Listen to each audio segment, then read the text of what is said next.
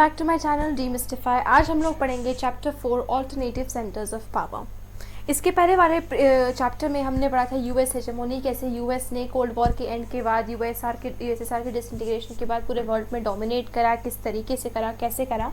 इस चैप्टर में हम लोग पढ़ेंगे कि ऐसे कौन सी सेंटर्स ऑफ पावर है जो आज की डेट में या आगे जाकर यूएस को चैलेंज कर सकते हैं, इसमें इतना पोटेंशियल है।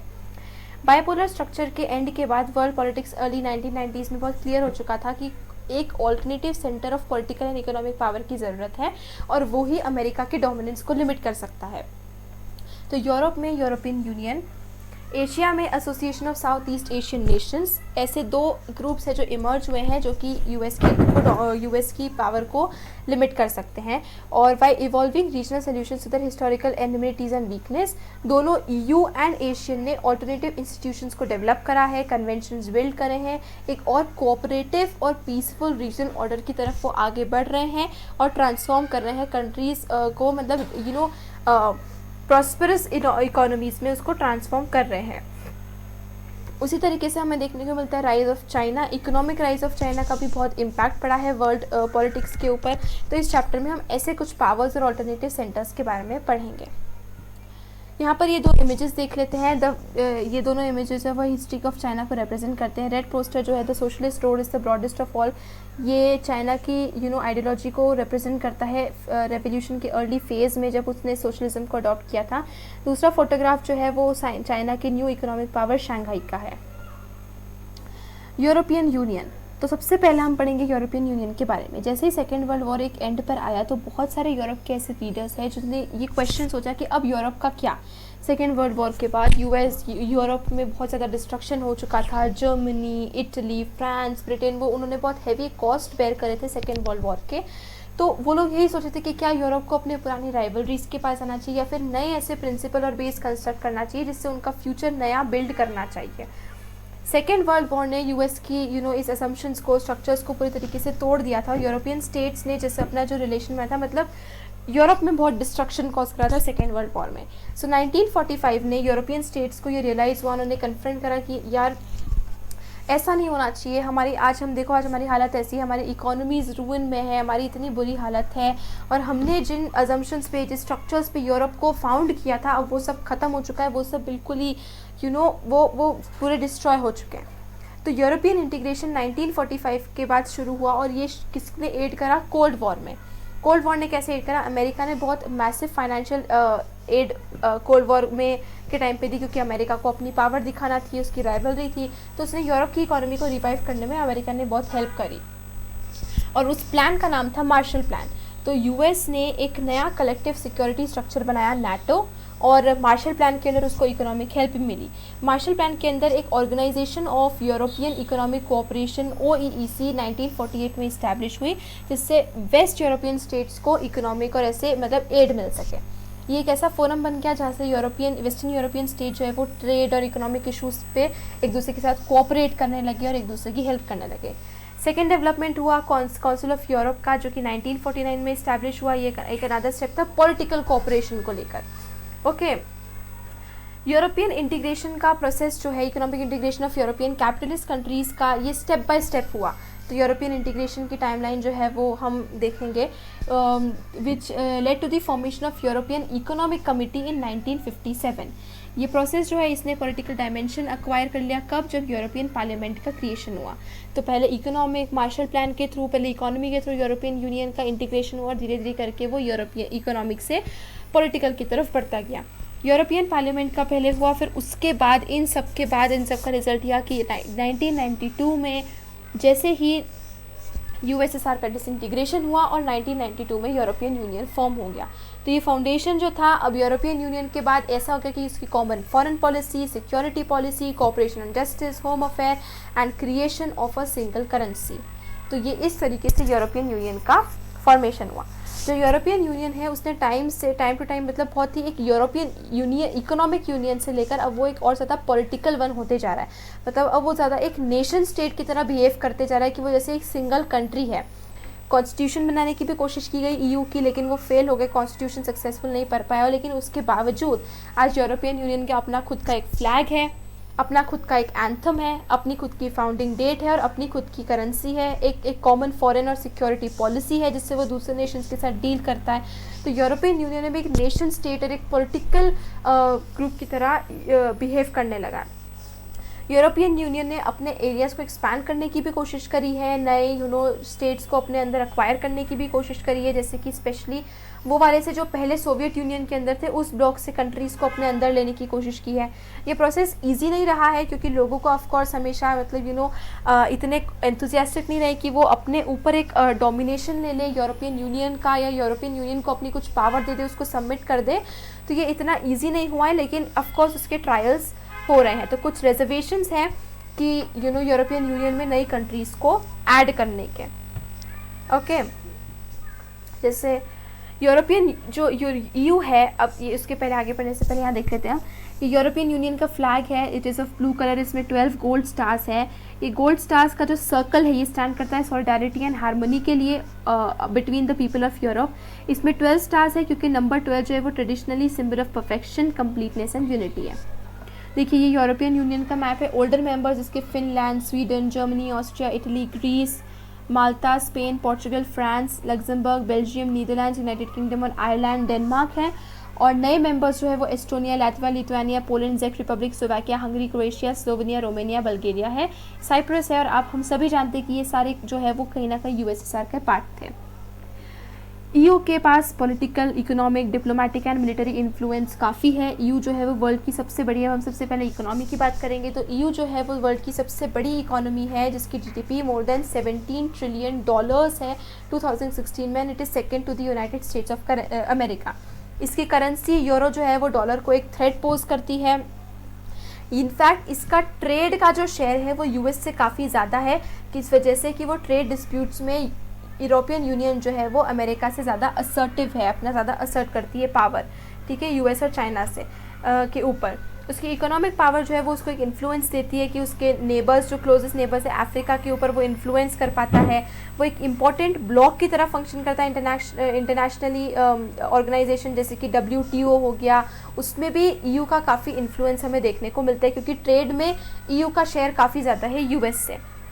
अब हम सेकंड पढ़ेंगे EU के पॉलिटिकल और डिप्लोमेटिक इन्फ्लुएंस के बारे में। EU का एक मेंबर फ्रांस जो है वो परमानेंट सीट होल्ड करता है UN सिक्योरिटी काउंसिल में।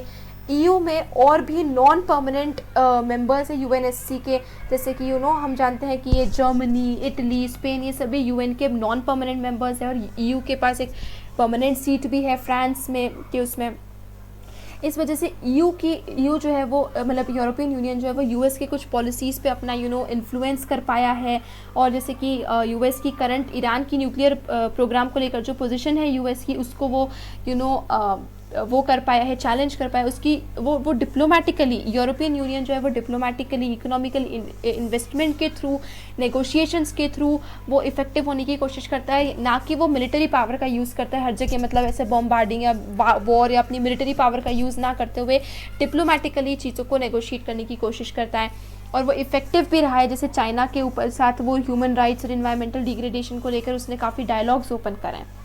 हमारा थर्ड होता है मिलिटरीली EU की जो कंबाइंड फोर्सेस है वो वर्ल्ड में सेकंड है जस्ट आफ्टर द US। उसका स्पेंडिंग ऑन डिफेंस भी सेकंड है आफ्टर द US। EU का एक मेंबर फ्रांस है जिसके पास बहुत सारे न्यूक्लियर आर्सेनल है, अप्रॉक्सीमेटली 335 न्यूक्लियर वॉरहेड्स के बराबर है। ये वर्ल्ड का second most important source of space and communication technology भी है यूरोपियन यूनियन। फोर्थ है सुप्रा नेशनल ऑर्गेनाइजेशन पॉलिटिकली, और EU जो है वो इंटरवीन कर पाता है इकोनॉमिक, पॉलिटिकल और सोशल एरियाज़ में, लेकिन बहुत सारे एरियाज़ में मेंबर स्टेट्स जो हैं उनके खुद के फॉरेन रिलेशंस भी है, डिफेंस पॉलिसीज़ भी है। कभी कभार ऐसा भी होता है कि यूरोपियन यूनियन के कुछ मेंबर्स हैं वो एक दूसरे के साथ ऑड्स में रहते हैं। यहाँ पर एक एग्जाम्पल दिया है कि ब्रिटेन के प्राइम मिनिस्टर टोनी ब्लेयर जो थे वो अमेरिका के पार्टनर थे इराक इन्वेजन में। और Iraq invasion, if you remember, operation infinite reach में टोनी ब्लेयर जो थे ब्रिटेन के वो अमेरिका के पार्टनर थे, लेकिन जर्मनी और फ्रांस जो थे उन्होंने अमेरिका की इस पॉलिसी को अपोज करा था। तो ऐसा है मेंबर्स के बीच में कुछ निटिक्विटीज़ भी है। और इनफैक्ट एक और है कि एक डीप सीटेड यूरोस्केप्टिसिज्म है कुछ पार्ट्स ऑफ यूरोप में कि EU का इंटीग्रेशन, मतलब EU के एजेंडा बहुत प्योर नहीं है, बहुत अच्छे नहीं है। जैसे कि एक एग्जांपल के लिए ब्रिटेन की जो एक प्राइम मिनिस्टर थी मार्गरेट थैचर, उन्होंने हमेशा से यूके को यूरोपियन मार्केट से बाहर रखा। यूके वो यूरोपियन मार्केट में डील ना करते हुए वर्ल्डली दूसरी जगहों पर डील करता था। इसी तरीके से डेनमार्क और स्वीडन जो है उन्होंने मास्ट्रिक्ट ट्रीटी को रजिस्ट करा है और अडॉप्शन ऑफ यूरो को उन्होंने रजिस्ट करा है। स्वीडन की अपनी खुद की एक करेंसी है, डेनमार्क की करेंसी है, उन्होंने यूरो को एक्सेप्ट नहीं करा है और इस वजह से यू की पावर्स कहीं ना कहीं लिमिट हो जाती है, लेकिन फिर भी यूरोपियन यूनियन एक अच्छे ऑल्टरनेटिव ऑप्शन है for a centre of power. ये कार्टून देख लेते हैं। ये कार्टून 2003 में आया था जब यूरोपियन यूनियन का इनिशिएटिव था कि वो कॉन्स्टिट्यूशन बनाए, लेकिन वो फेल हो गया था। यहाँ पर हमें दो सिंबल देखने को मिलता है। पहली बात तो ये जो शिप है ये टाइटैनिक का रिप्रेजेंटेशन है एंड इस शिप के ऊपर ये स्टार्स बने हुए हैं, मतलब ये यूरोपियन यूनियन को बताता है। तो ये टाइटैनिक इसलिए क्योंकि टाइटैनिक जैसे कि एक अच्छा इनिशिएटिव माना गया था लेकिन वो फेल हो गया, डूब गई थी। उसी तरीके से कॉन्स्टिट्यूशन बनाने के लिए ट्राई किया था लेकिन वो इनिशिएटिव फेल हो गया था। क्विकली यूरोपियन इंटीग्रेशन के टाइमलाइन के साथ गो थ्रू कर लेते हैं। 1951 अप्रैल में 6 वेस्ट यूरोपियन कंट्रीज थी, France, West Germany, Italy, Belgium, Netherlands, Luxembourg जिन्होंने ट्रीटी ऑफ पेरिस को साइन करा था और European coal and steel community को ECSC को इस्टेब्लिश करा था 1951 अप्रैल में। 1957 मार्च 25 में ये 6 कंट्रीज़ ने ट्रीटीज़ ऑफ रोम को साइन करा था और उन्होंने यूरोपियन इकोनॉमिक कमिटी को इस्टेब्लिश करा था 1957 में। And I think 1957 right, European economic committee की यूरोपियन इकोनॉमिक कमिटी 1957 में। And here is the year given। And European atomic energy community Euratom को भी उन्होंने वो करा था। 1973 जनवरी में Denmark, Ireland and United Kingdom ने भी यूरोपियन कम्युनिटी को ज्वाइन करा था। 1979 जून में फर्स्ट इलेक्शन हुए थे यूरोपियन पार्लियामेंट को। 1981 जनवरी में ग्रीस ने EC यूरोपियन कम्युनिटी को ज्वाइन किया। 1985 जून में एक शेंजन एग्रीमेंट हुआ था जिसने border controls among the EC members को अबॉलिश किया था और शेंजन एग्रीमेंट के अकॉर्डिंग अगर आपको एक शेंजन वीज़ा मिल जाता है तो आप यूरोप के मैक्सिमम कंट्रीज़ में ट्रैवल कर सकते हो। मतलब एक वीज़ा में आप मैक्सिमम कंट्रीज़ में ट्रैवल कर सकते हो, आपको हर कंट्री का अलग वीज़ा लेने की ज़रूरत नहीं पड़ती है। ये हर कंट्री नहीं है बट कुछ ऐसी कंट्रीज़ हैं। 1986 जनवरी में स्पेन और पोर्चुगल ने EC को ज्वाइन करा, यूरोपियन कम्युनिटी को ज्वाइन करा। 1990 अक्टूबर में यूनिफिकेशन ऑफ जर्मनी हुआ। 1992 फरवरी 7 में ट्रीटी ऑफ मास्ट्रिक्ट हुई जिसमें यूरोपियन यूनियन जो है वो फॉर्म हुआ। तो आप ये याद रखिएगा कि मतलब यूरोपियन यूनियन कैसे फॉर्म हुआ, ट्रीटी ऑफ मास्ट्रिक्ट फरवरी 7 1992 से। 1993 जनवरी में एक सिंगल मार्केट क्रिएट हुआ। 1995 जनवरी में ऑस्ट्रिया, फिनलैंड और स्वीडन ने भी EU को ज्वाइन करा। 2002 जनवरी में यूरो जो थी वो नई करेंसी इंट्रोड्यूस करी गई और 12 EU मेंबर्स ने उसको एक्सेप्ट करा। 2004 मई में 10 न्यू मेंबर्स ज्वाइन हुए, साइप्रस, चेक Republic, Estonia, Hungary, Latvia, Lithuania, Malta, Poland, Slovakia, Slovenia, इन सभी ने यूनियन को ज्वाइन करा। 2007 जनवरी में बल्गेरिया, रोमानिया ने यूनियन को ज्वाइन करा, स्लोवेनिया ने यूरो को अडॉप्ट करा। 2009 दिसंबर में Lisbon treaty came into force. 2012 में यूरोपियन यूनियन को नोबेल प्राइज़ के साथ अवॉर्ड किया गया, नोबेल प्राइज़ के साथ अवॉर्ड किया गया। 2013 में क्रोएशिया जो है वो यूरोपियन यूनियन का 28th मेंबर बना और 2016 में रेफरेंडम में ब्रिटेन में हुआ जिसमें 51.9% वोटर्स ने डिसाइड किया कि अब ब्रिटेन को यूरोपियन यूनियन से एग्जिट करना चाहिए, ब्रेक्जिट जिसको पॉपुलरली बोला जाता है। तो आई गेस अभी there should be like 27 members in the European Union. तो यूरोपियन यूनियन का डिस्कशन ख़त्म हो चुका है। हाँ, हम ये देख चुके कि मिलिटरीली, पॉलिटिकली और इकोनॉमिकली इन 3 स्फीयर्स में कैसे यूरोपियन यूनियन जो वो है एक अमेरिका को थ्रेट पोज कर सकता है। अब हम बात करेंगे association of south east Asian Nations, Asian की। अगर हम पॉलिटिकल मैप ऑफ वर्ल्ड को एक लुक देखें तो कौन सी कंट्रीज़ है जो कि south eastern region of Asia में फॉल करती हैं, हम ये इसके बारे में ही आगे डिस्कस करेंगे। ये देखिए साउथ ईस्टर्न एशियन रीजन, ये वाले सारी कंट्रीज़, ये Myanmar, Thailand, Lao, PDR, Vietnam, Cambodia, Malaysia, Brunei Darussalam, Singapore, Indonesia, ये सब साउथ ईस्टर्न एशियन नेशंस है। फिलिपिन। तो सेकेंड वर्ल्ड वॉर के पहले और उस सेकेंड वर्ल्ड वॉर जब चल रहा था तब भी एशिया के इस रीजन ने बहुत सफ़र किया है, इकोनॉमिकली सफ़र किया है, पॉलिटिकली सफ़र किया है।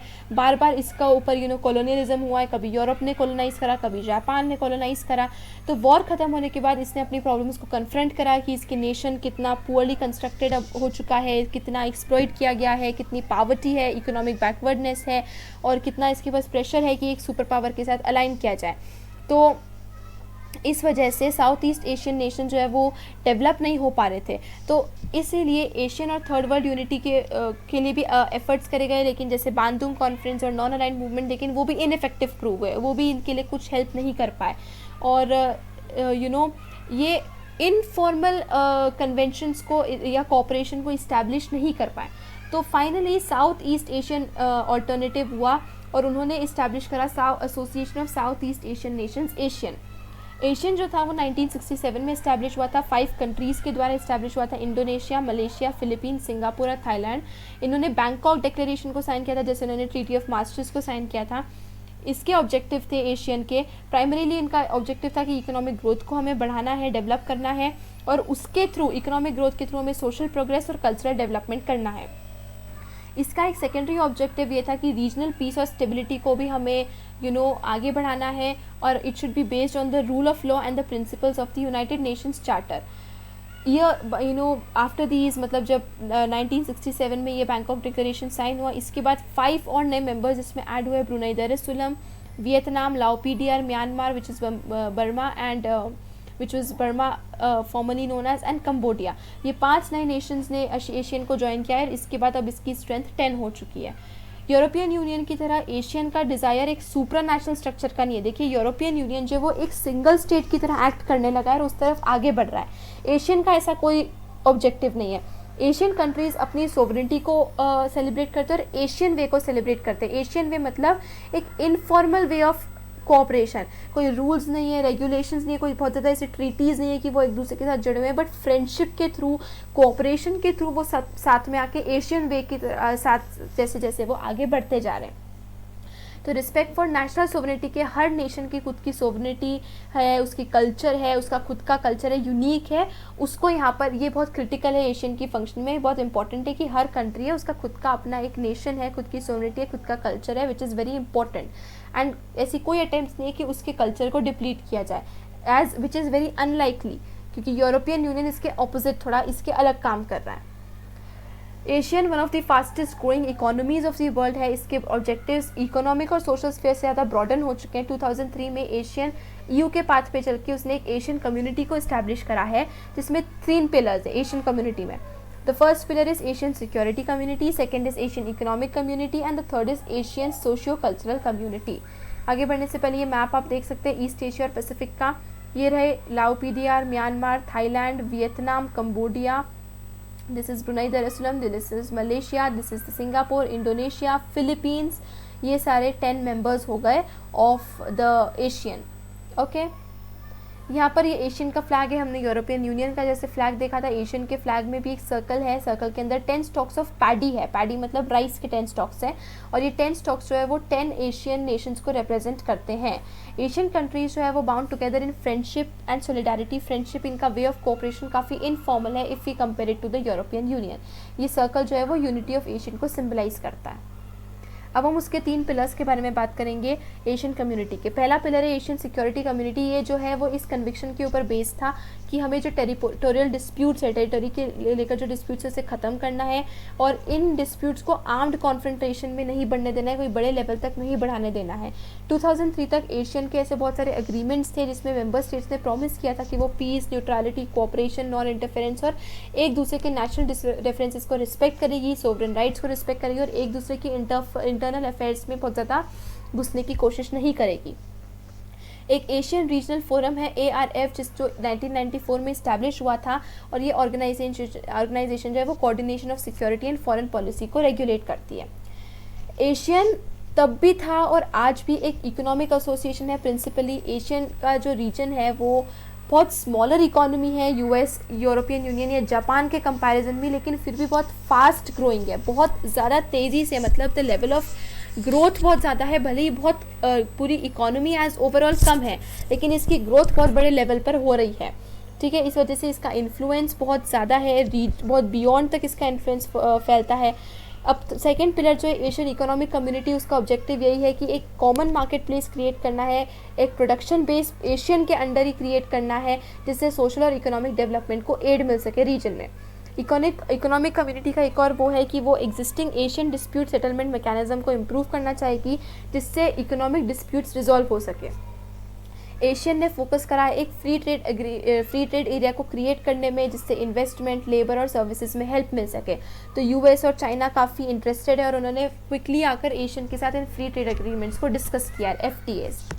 एशियन आज बहुत जल्दी आगे बढ़ रहा है, बहुत इंपॉर्टेंट रीजनल पावर के जैसे वो ग्रो कर रहा है, ऑर्गेनाइजेशन के जैसे ग्रो कर रहा है। उसका विजन 2020 जो है उसने outward looking role for Asian को डिफाइन करा है कि वो इंटरनेशनल कम्युनिटी में एक स्ट्रॉन्गर स्टैंड लेगी और ज़्यादा ऑपरेटिव रहेगी, एक्टिव रहेगी। ये एग्जिस्टिंग एशियन पॉलिसी को बिल्ड करती है कि जिससे वो नेगोशिएशन इनकरेज करे और कॉन्फ्लिक्ट्स को ख़त्म करने की कोशिश करे थ्रू नेगोशिएशन। तो एशियन ने कंबोडियन कॉन्फ्लिक्ट में मीडिएट कराए सक्सेसफुली, ईस्ट तिमोर क्राइसिस में सक्सेसफुली मीट कराए, और वो मैनुअली मिलती है ताकि ईस्ट एशियन कोऑपरेशन को डिस्कस कर सके आपस में। ये जो करंट इकोनॉमिक स्ट्रेंथ है एशियन के, स्पेशली उसकी इकोनॉमिक रेलेवेंस जो है as a trading and investment partner, ये ग्रो कर रही है और ग्रोइंग एशियन इकोनॉमी जैसे इंडिया और चाइना के लिए काफ़ी अट्रैक्टिव है। इंडिया और चाइना इसको लेकर काफ़ी अट्रैक्टेड है क्योंकि एशियन बहुत जल्दी ग्रो कर रहा है। कोल्ड वॉर ईयर्स के टाइम इंडिया की फॉरेन पॉलिसी ने एशियन के ऊपर इतना ज़्यादा ध्यान नहीं दिया है, लेकिन रिसेंटली इंडिया ने कोशिश करी है कि वो उसके साथ अपने टाइज को और बेटर करे और स्ट्रॉन्ग करे। तो इंडिया ने एशियन के साथ 3 एग्रीमेंट साइन करे हैं, उसके 3 मेंबर्स के साथ एग्रीमेंट साइन करे हैं जो कि मलेशिया, सिंगापुर और थाईलैंड है। जो एशियन इंडियन एफटीए है ये 2010 में इफेक्ट में आया है। एशियन की जो स्ट्रेंथ है अभी तक भी उसकी पॉलिसीज़ ऑफ इंटरैक्शन और कंसल्टेशन, मतलब आपस में कोऑपरेशन के थ्रू, कंसल्टेशन के थ्रू जो मेंबर्स है वो उसी तरीके से एशियन की पावर, इसीलिए आज एशियन इतना स्ट्रॉन्ग है क्योंकि पार्टनर्स के साथ डायलॉग करते हैं, कंसल्ट करते हैं, डिस्कशन होता है और इस वजह से वो पावरफुल है। ये ओनली रीजनल एसोसिएशन है एशिया में और ये एक पॉलिटिकल फोरम प्रोवाइड करता है जिससे एशियन कंट्रीज़ को एक ग्राउंड मिल सके जहाँ से वो इंटरनेशनल पॉलिसीज़ को या फिर इंटरनेशनल इश्यूज़ को एड्रेस कर सकें। यहाँ पर हमने ये डिस्कस कर लेते हैं। India's Look East policy since the early 1990s and Act East policy since 2014 have led to greater economic interaction with the East Asian nation, China, Japan and South Korea. तो we'll have to get used to it। मतलब ये competition है, competition के ऊपर ये burn हो रहा है, मतलब इतना कंपटीशन है कि एवरीथिंग इज़ लाइक बहुत फास्ट पेस पे हो रहा है, बर्न हो रहा है कंपटीशन की वजह से बहुत ज़्यादा। एंड ये मनमोहन सिंह है, उस टाइम के जो हमारे प्राइम मिनिस्टर थे। ये देखिए ये लीडर्स हैं, इन्होंने पोस्टल स्टैम्प रिलीज़ करे थे to commemorate silver jubilee of India and Asian partnership in New Delhi on 25 January 2018। The rise of the Chinese economy, हमने एशियन के बारे में पढ़ा, हमने यूरोपियन यूनियन के बारे में पढ़ा और हम चाइनीज़ इकोनॉमी के बारे में पढ़ेंगे। ये हमारा third major alternative center of power है और हमारा इमीडिएट नेबर है चाइना। ये कार्टून जो इस पेज पर है ये current mood all over the world को समअप करता है। कौन सा? ये वाला कार्टून, कि कैसे चाइना एक राइज ऑफ इकोनॉमिक पावर में राइज हुआ है। चाइना की इकोनॉमिक सक्सेस जो है वो 1978 के बाद से ही हो पाए हैं और ये लिंक हुए हैं ग्रेट पावर से, मतलब अब चाइना एक ग्रेट पावर बन चुका है। चाइना जो है वो फास्टेस्ट ग्रोइंग इकोनॉमी रहा है जब से इसके रिफॉर्म शुरू हुए, तब से ये प्रोजेक्टेड है कि वो 2040 तक यूएस को ओवरटेक कर देगा as the world's largest economy. इसकी इकोनॉमिक इंटीग्रेशन जो रीजन में है वो ऐसी इतनी स्ट्रॉन्ग है कि अब वो पूरे ईस्ट एशियन का एक ड्राइवर की, मतलब ईस्ट एशियन को लीड कर रहा है वो उसकी ग्रोथ में। ईस्ट एशिया में जितनी भी ग्रोथ हो रहा है उसको लीड कौन कर रहा है? चाइना कर रहा है और उसको इनॉर्मस इन्फ्लुएंस दे रहा है जनरल अफेयर्स में। उसकी जो इकोनॉमी जो जिसकी स्ट्रेंथ है वो उसके बाकी फैक्टर्स के साथ मिलके बनती है कि उसकी पॉपुलेशन, उसका लैंड मास कितना बड़ा है, उसकी पॉपुलेशन कितनी ज़्यादा है, उसके पास कितने सारे रिसोर्सेज है, उसकी रीजनल लोकेशन कैसी है कि वो सबके ऊपर इन्फ्लुएंस कर पा रहा है, उसका पॉलिटिकल इन्फ्लुएंस और उसकी बहुत और तरीके जिससे जो उसकी पावर को ऐड करते हैं।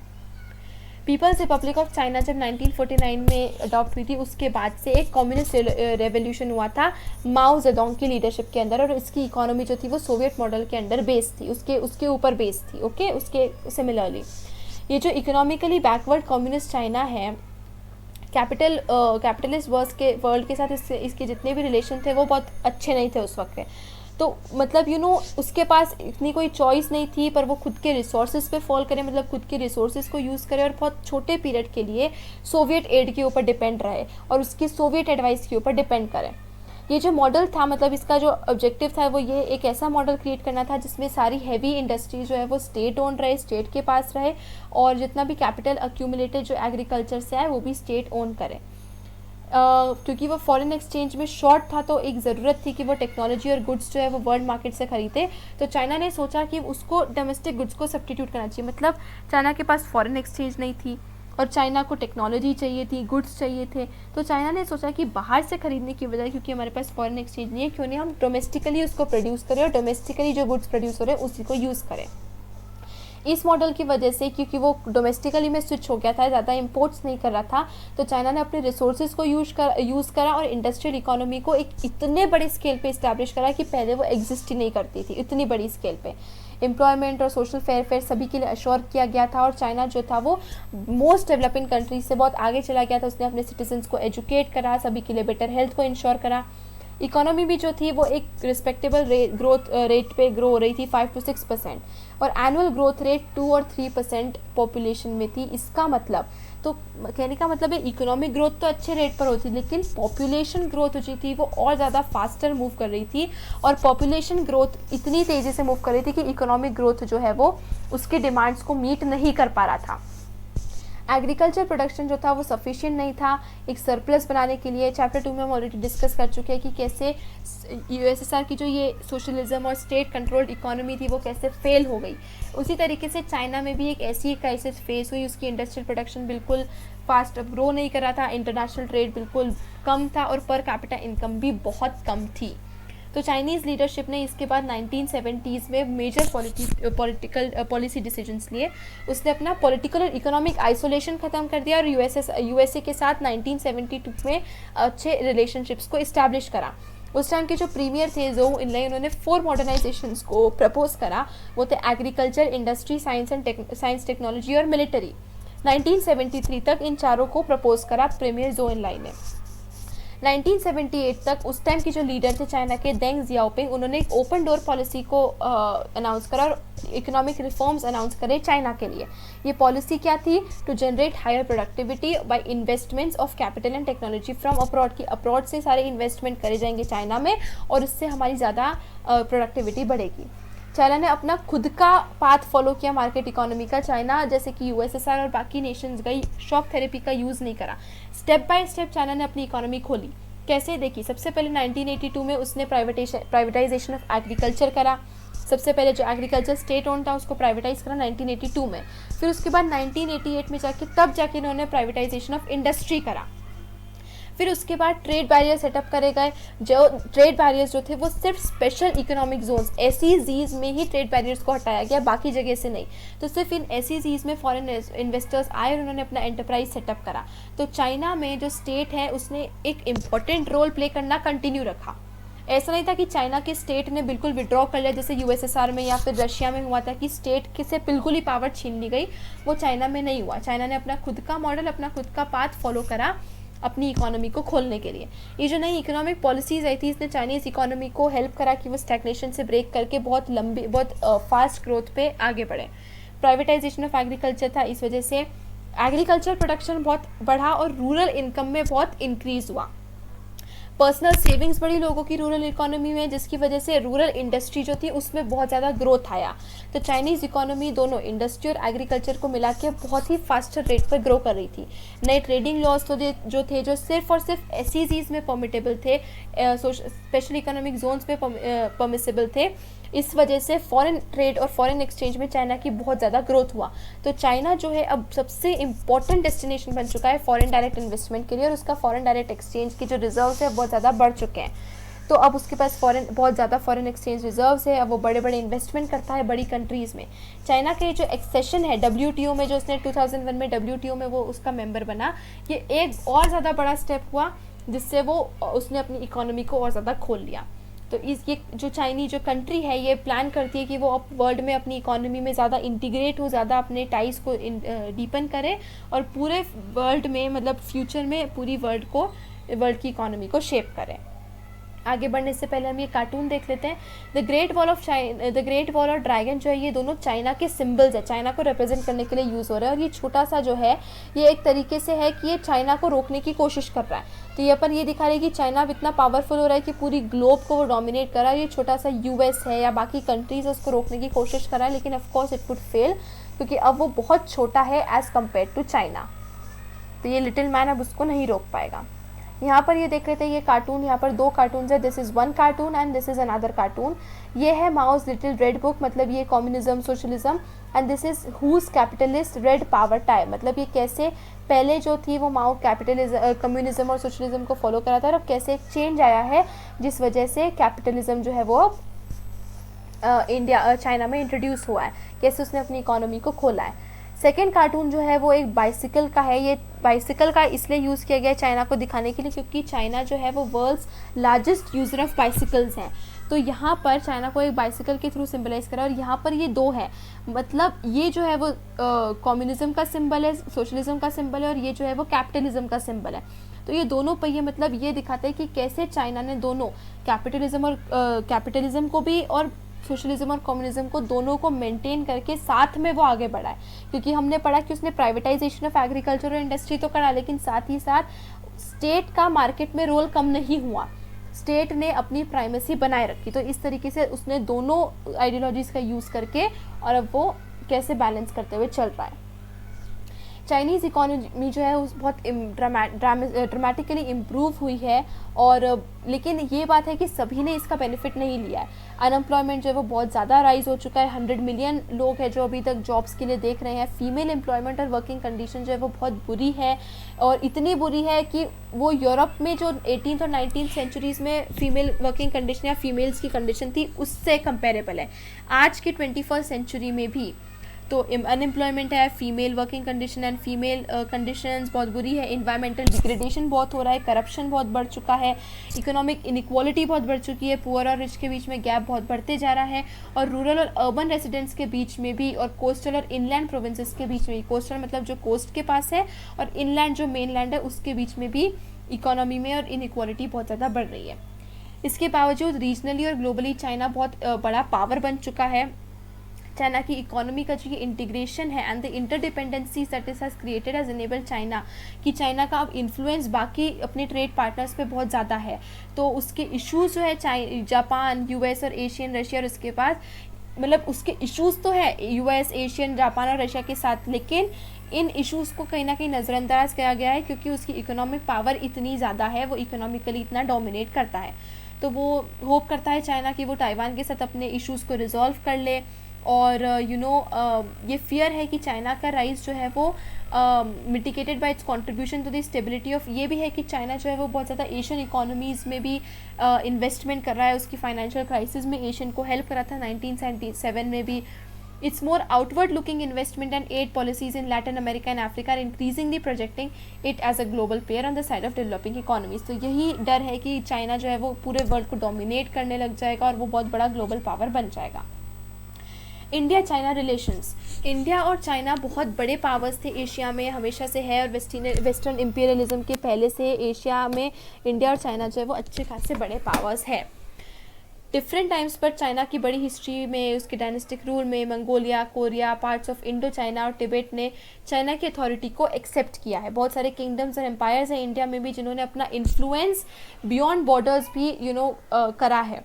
दोनों केसेस में इन्फ्लुएंस जो था वो पॉलिटिकल, इकोनॉमिक और कल्चरल था। दोनों तरफ से इन्फ्लुएंस दोनों कंट्रीज़ का एक दूसरे के ऊपर रहा है, लेकिन वो रीज़न जहाँ पर इंडिया और चाइना एक्साइज इन्फ्लुएंस, मतलब वो ओवरलैप नहीं हुआ।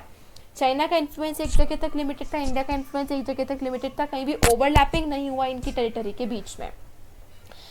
द रिज़ल्ट ये था कि मतलब तो ऐसा हुआ है कि इनका कल्चरल और पॉलिटिकल इंटरेक्शन लिमिटेड रहा है, बहुत ज़्यादा हो नहीं पाया है। तो इसका रिजल्ट ये था कि दोनों कंट्री जो थी वो बहुत ज़्यादा फेमिलियर नहीं थी एक दूसरे के साथ। 20th सेंचुरी में ऐसा हुआ कि दोनों नेशंस ने एक दूसरे को कन्फ्रंट करा और दोनों के बीच में कुछ डिफ़िकल्टीज़ हुई फॉरेन पॉलिसी को लेकर। इंडिया ने जब एक बार अपना इंडिपेंडेंस करा ब्रिटेन से, तो चाइना ने जब अपनी फॉरेन पावर्स को अपने कंट्री से बाहर निकाला, तब एक होप था कि अब ये दोनों नेशंस जो है वो कहीं ना कहीं आपस में साथ मिलके अपना फ्यूचर साथ मिलके डेवलप करेंगे, शेप करेंगे। एशिया पर्टिकुलरली एशिया का जो डेवलपमेंट यहाँ पर होगा। एक छोटे टाइम के लिए हिंदी चीनी भाई भाई जैसा स्लोगन बहुत पॉपुलर हुआ, लेकिन बॉर्डर डिस्प्यूट को लेकर मिलिट्री कॉन्फ्लिक्ट की वजह से दोनों कंट्रीज़ के बीच में कुछ प्रॉब्लम्स रही है। इंडिपेंडेंस के कुछ समय बाद ही दोनों स्टेट्स जो थे वो डिफरेंसेस में हो गए। Chinese take over of Tibet 1950 में चाइना ने तिब्बत को टेक ओवर करा, लेकिन इंडिया ने इसको बहुत ज़्यादा सपोर्ट नहीं करा, और साइनो इंडियन बॉर्डर का जो सेटलमेंट है ये भी बहुत ज़्यादा कॉन्फ्लिक्टेड रहा है। चाइना और इंडिया जो है वो एक बॉर्डर डिस्प्यूट में भी रहे 1962 में, जो इंडो सीनो वॉर रहा है, और अरुणाचल प्रदेश और अक्साई चिन रीजन ऑफ लद्दाख, इन दोनों को लेकर बहुत सारा टेरिटोरियल डिस्प्यूट भी 1962 में हुआ है चाइना और इंडिया के बीच में, जिसमें इंडिया हार गई है। इस 1962 के कॉन्फ्लिक्ट में इंडिया को बहुत लॉस हुआ है, मिलिट्री रिवर्स हुआ है, और उसके वजह से इंडिया और चाइना के रिलेशन बहुत लंबे टाइम तक खराब रहे। डिप्लोमेटिक रिलेशन दोनों के बीच में जो वो भी बहुत डाउनग्रेड हुए 1976 तक। उसके बाद से दोनों कंट्रीज़ के बीच में रिलेशन जो वो धीरे धीरे इम्प्रूव होने स्टार्ट हुए 1976 के बाद से। इसके बाद चाइना की पॉलिटिकल लीडरशिप जो है वो मिड टू लेट 1970s तक चेंज हुई है। चाइना की पॉलिसी उस टाइम पे बहुत ज़्यादा प्रैग्मेटिक और लेस आइडियोलॉजिकल बनी, तो it was prepare to put off the settlement and of contentious issues while improving relations with India. तो चाइना ने कोशिश करी कि इंडिया के साथ वो इस टाइम तक अपने रिलेशंस को इम्प्रूव करे। बहुत सारी टॉक्स हुई, नेगोशिएशंस हुए 1981 के बाद से, ताकि बॉर्डर इशूज़ को सेटल कर सके। कोल्ड वॉर के एंड के बाद से 1991 के बाद से बहुत चेंजेस हुए इंडिया चाइना रिलेशंस के बीच में। इनके रिलेशंस अब बहुत ज़्यादा स्ट्रेटेजिक है, इकोनॉमिक डायमेंशन तक बहुत ज़्यादा ग्रो कर चुके हैं। दोनों एक दूसरे को राइजिंग पावर की तरह व्यू करते हैं ग्लोबल पॉलिटिक्स में। दोनों एक इंपॉर्टेंट रोल प्ले करना चाहेंगे, मेजर रोल प्ले करना चाहेंगे एशियन इकोनॉमी और पॉलिटिक्स में। राजीव गांधी ने 1988 दिसंबर में चाइना को विजिट करा, जिसने इम्प्रूवमेंट के लिए इम्पेटस प्रोवाइड करा इंडिया चाइना रिलेशंस के बीच में। तब से दोनों गवर्नमेंट्स के बीच में बहुत मेजर्स रहे हैं ताकि कॉन्फ्लिक्ट को रोका जाए, पीस और ट्रैंक्विलिटी को मेंटेन किया जाए, बॉर्डर इशू को सॉल्व करने की कोशिश की गई है। उन्होंने एग्रीमेंट्स भी साइन करे कल्चरल एक्सचेंज को और कॉपरेशन को लेके, साइंस टेक्नोलॉजी में, इन एरियाज़ में एक दूसरे को कोऑपरेट करने के लिए। 4 बॉर्डर पोस्ट खुले हैं ट्रेड के लिए इंडिया और चाइना के बीच में। इंडिया और चाइना ट्रेड जो है वो 30% पर ईयर सिंस ग्रो कर रहा है 1999 से, और एक बहुत पॉजिटिव पर्सपेक्टिव देखा जा रहा है रिलेशंस के लिए चाइना के साथ। बायलेटरल ट्रेड है इंडिया और चाइना के बीच में, और वो बायलेटरल ट्रेड जो है वो $338 मिलियन से 1992 में इंक्रीज होके मोर देन $84 बिलियन हो चुका है 2017 में। रिसेंटली दोनों कंट्रीज़ ने कोऑपरेट करने के लिए एग्री करा कि एक दूसरे के साथ कोऑपरेट करेंगे ऐसे एरियाज़ में जहाँ पर कॉन्फ्लिक्ट हो सकते हैं, जैसे कि एनर्जी डील्स अब्रॉड को लेकर। ग्लोबल लेवल पे इंडिया और चाइना जो है उन्होंने सिमिलर पॉलिसीज़ को अडॉप्ट किया है। इंटरनेशनल इकोनॉमिक इंस्टीट्यूशन जैसे वर्ल्ड ट्रेड ऑर्गेनाइजेशन में उनकी पॉलिसीज़ काफ़ी सिमिलर है। इंडिया ने 1998 में न्यूक्लियर टेस्ट करे हैं, जो कि क्योंकि जस्टिफाई करे क्योंकि चाइना से एक थ्रेट था, तो उसके लिए न्यूक्लियर टेस्ट भी इंडिया ने करे हैं। और इसने मतलब ये न्यूक्लियर टेस्ट के बावजूद इंटरेक्शन चाइना के साथ रुका नहीं है। ये सच है कि चाइना हमेशा से ऐसा देखा जाता है कि वो पाकिस्तान को हेल्प कर रहा है, पाकिस्तान में इंडिया के अगेंस्ट कंट्रीब्यूशन कर रहा है पाकिस्तान के न्यूक्लियर प्रोग्राम में। चाइना की जो मिलिट्री रिलेशन है बांग्लादेश और म्यांमार के साथ, वो भी इंडियन इंटरेस्ट के हॉस्टाइल देखे गए कि इंडिया के लिए बहुत अच्छे नहीं माने जाते हैं। लेकिन इसके बाद भी इन इश्यूज़ ने ये इशूज़ जो है वो बहुत बड़े मेजर कॉन्फ्लिक्ट तक लीड नहीं हुए। एक साइन इसका ये है कि टॉक्स जो है वो बाउंड्री डिस्प्यूट को लेकर वो कंटिन्यू है, उसमें इंटरप्शन बहुत ज़्यादा नहीं हो रहे। मिलिट्री टू मिलिट्री कोऑपरेशन जो है वो इंक्रीज़ होते जा रहा है। इंडियन और चाइनीज लीडर्स जो है वो बीजिंग और मतलब एक दूसरे की नेशंस को विजिट कर रहे हैं। बोथ साइड्स बहुत ज़्यादा फेमिलियर होते जा रहे हैं एक दूसरे के साथ। ट्रांसपोर्टेशन इंक्रीज़ हो रहा है, कम्युनिकेशन इंक्रीज़ हो रहा है, कॉमन इकोनॉमिक इंटरेस्ट और ग्लोबल कंसर्न्स एक दूसरे को हेल्प कर रहे हैं, जिससे एक बहुत ही पॉजिटिव और साउंड रिलेशनशिप इस्टेब्लिश हो सके दोनों कंट्रीज़ के बीच में, क्योंकि China world's number 1 most populous country और इंडिया नंबर 2 पर है। रिसेंटली दोनों के बीच में रिलेशन थोड़े से ख़राब हुए हैं क्योंकि बॉर्डर डिस्प्यूट हुआ है वापस से, और चाइना पाकिस्तान इकोनॉमिक कॉरिडोर की वजह से चाइना ने पाकिस्तान को सपोर्ट करा है यूएन में इंडिया के अगेंस्ट, इस वजह से थोड़े से डिस्प्यूट हुए हैं। लेकिन ये फिर भी ये सब चीज़ें जो है वो चल रही है। अब हम बात करेंगे 2 और ऐसे पावर्स की, जापान और साउथ कोरिया। हमने जापान के फेमस ब्रांड जैसे Sony, Panasonic, Canon, Suzuki, Honda, Toyota, Mazda के बारे में पढ़ाई है। ये दोनों जो है वो काफ़ी फेमस है, इंडिया में भी काफ़ी पॉपुलर है। इनकी एक रेपुटेशन है क्योंकि ये बहुत हाई टेक्नोलॉजी प्रोडक्ट्स को बनाते हैं। जापान के पास बहुत कम नेचुरल रिसोर्सेज है और इसलिए अपने मैक्सिमम रॉ मटेरियल्स को वो बाहर से इम्पोर्ट करता है, लेकिन इसके बावजूद उसका प्रोग्रेस जो है वो काफ़ी बड़े लेवल पर हुआ है सेकेंड वर्ल्ड वॉर के बाद से। जापान जो है वो organisation for economic cooperation and development का मेंबर बना 1964 में। 2017 में इसकी 3rd लार्जेस्ट इकोनॉमी थी वर्ल्ड में, और ये ओनली एशियन मेंबर है जो कि G7 का एक मेंबर है। और ये वर्ल्ड का 11th most populous nation in the world है।